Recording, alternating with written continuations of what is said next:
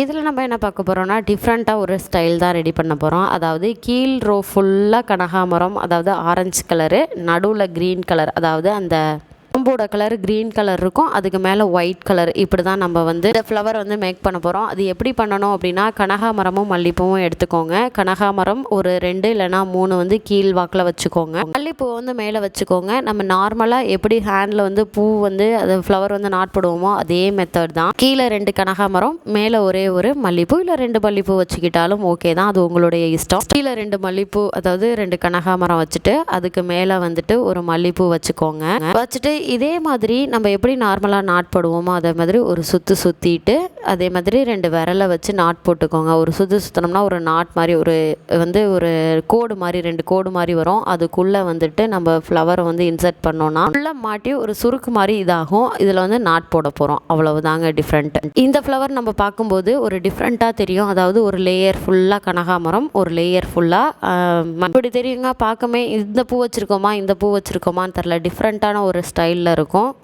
இப்போ வந்து அதே மாதிரியே எல்லா ஃப்ளவரையுமே இப்போ ஓரளவுக்கு கட்டி முடிச்சாச்சு. இப்போ எப்படி இருக்குன்னு பார்க்குறீங்களா?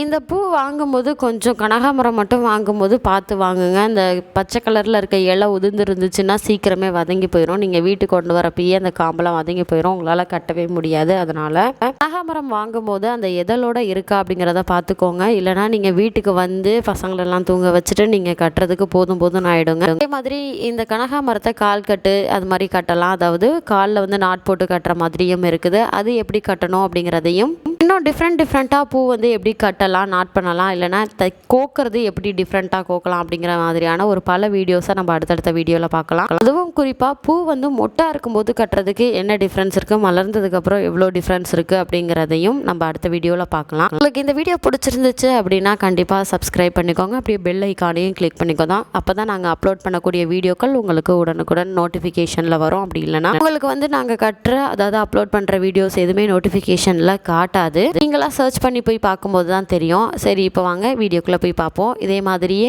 மேலே ஒரு பூ, அதாவது கீழே வந்து கனகாமரம், மேலே வந்து மல்லிப்பூ. இதே மாதிரி நீங்கள் மாற்றி கூட வச்சுக்கலாம். கீழே மல்லிப்பூ, மேலே கனகாமரம் இப்படி கூட வச்சுக்கலாம். இல்லை நீங்கள் ரோஸ் பெடல்ஸ் கூட யூஸ் பண்ணிக்கலாம், அது உங்களுடைய விருப்பம். கையில் பூ கட்டுறதுக்கான ஒரே ஒரு மெத்தட்னா இது மட்டும்தாங்க, வேறு எதுவுமே கிடையாது. இதில் கால் கட்டு மற்ற விதமாக இருக்குது, கையில் மட்டும் இதுதாங்க. இப்போ எப்படி இருக்குன்னு பார்த்தீங்களா? கீழே வந்து கனகாமரம், நடுவில் ஒரு பச்சை கலரில் லேயரு, மேலே வந்து மல்லிப்பூ. அந்த காம்பு, அதாவது கனகாமரத்தோட காம்பு தெரியுறதுனால கொஞ்சம் அந்த